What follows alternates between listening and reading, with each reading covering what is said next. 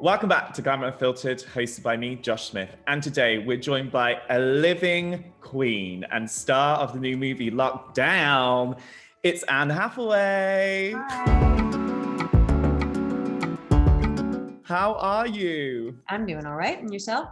I'm doing good. I mean, I love the movie. It's amazing. Now I'm doing better. Thank you for saying that. Hi, Paxton. We heard London's in total lockdown. We are all locked in this psychological prison of burning aloneness. How's Linda? She's somewhere in the house. Is there some type of issue?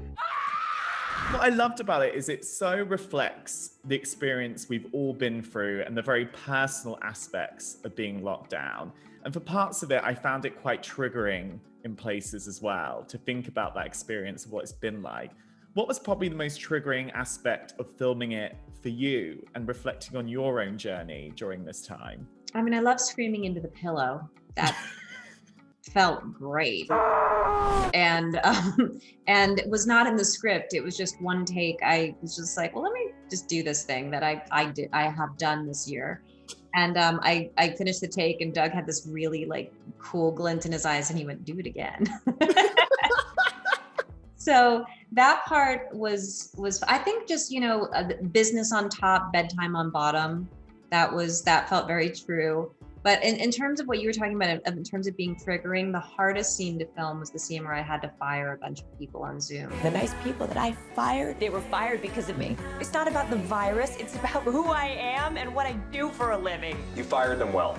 Thank you. Is that a glass of wine? Yes, yeah, it is. That was a really painful day, just because I know people who've gone through it. I know on both sides of it, and just knowing that we were representing something that was way too real. That one was hard. And I think it's a really special kind of like memory of our mental health journeys through that time and the time we're still experiencing as well. How's that journey been for you of your own mental health and looking after yourself? How have you gone about that and navigated that journey? I've really discovered a new level of gentleness with myself and with other people. I've always been very driven, and I still am, but I think sometimes the way that I would get myself motivated wasn't always the healthiest approach, the most gentle approach. So I just feel like I'm just softer with myself. My understanding of what it means to be a human being, I think, has expanded. And because I think I used to seek to define myself by my best days, and now I don't do that anymore. I kind of accept all of it. And certainly in the beginning of lockdown, I was putting all this pressure on myself to be fine because, like, look, I don't want to draw too thick a line under it, but I'm not having the same problems as other people. I wasn't worried about where my next meal was coming from. I wasn't worried about having a roof over my head. And because of those things, I thought that it meant that I didn't have the right to feel anxious or scared or any of those things. And that was putting an extra layer of pressure on me that I couldn't take. And so I had to learn that it was okay to talk about being anxious and being scared and all of those things. And that I was going to have to just be nicer to myself and make room for myself to feel those things, whatever else happened to be true as well.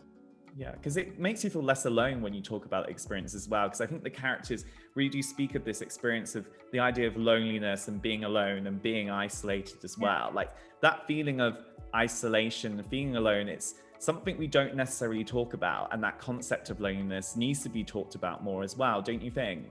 I do think so. And I'm just going to be very open about it.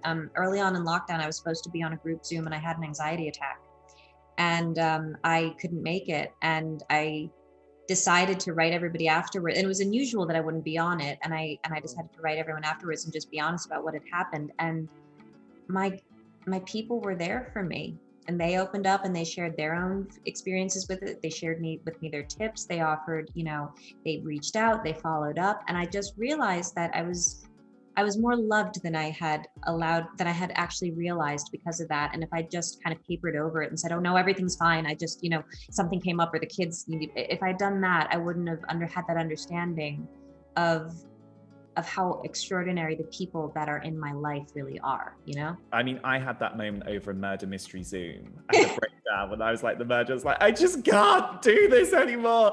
But actually, it was so refreshing to be honest about it rather than trying to paint over the cracks and be like, oh, I'm absolutely fine. Yeah, no, we're not. And look, and some days we are fine.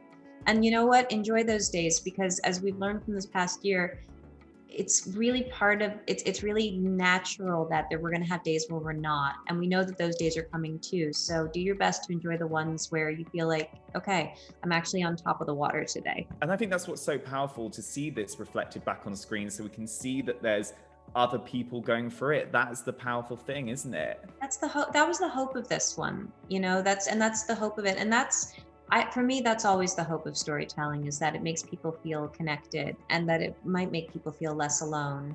And it might even help them make sense of things that they haven't had the words for. I know that reading Stephen Knight's script, it helped me navigate my own feelings, because he's such a brilliant writer, and getting to say those lines did kind of, I don't know, give me a new perspective on certain things. And the new perspective of how great screaming into a pillow is. It's really, really good. Especially when you have kids, you don't want to scare them. Mommy's fine. Ah! I've been furloughed. Now there is literally zero purpose to my life. I'm going to get provisions. We need milk, bread. Boy, how many asses have you got? Piss off. If you could go back to a stage during this year and be a friend to yourself, when would it have been? And what would you want to say to yourself if you could be that friend to you? God, I think in the beginning, I wouldn't have said anything. I think I just would have like held my hands and let myself cry.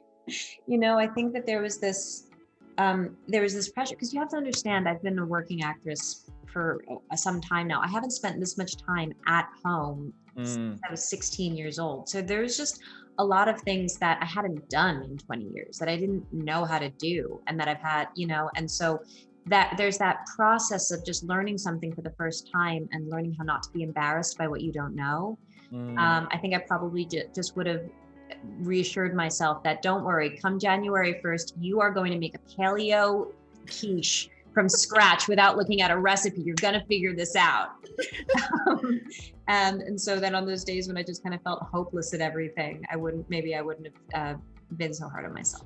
Yeah. It's also interesting because when you define your identity so much by what you do as a job, right? I think we all do this in this modern day context. When you have that removed, you're like, oh God, who am I as a person? You realize things that you never realized about yourself before.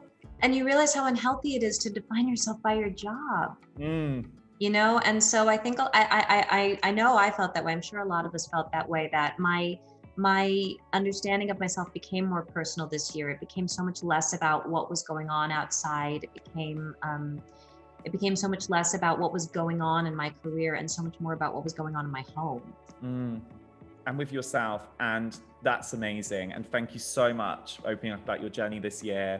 And thank you so much for the movie. You're incredible. It's been an honor talking to you. And just keep slaying it, babe. Thank you so much for that shirt. It made my day.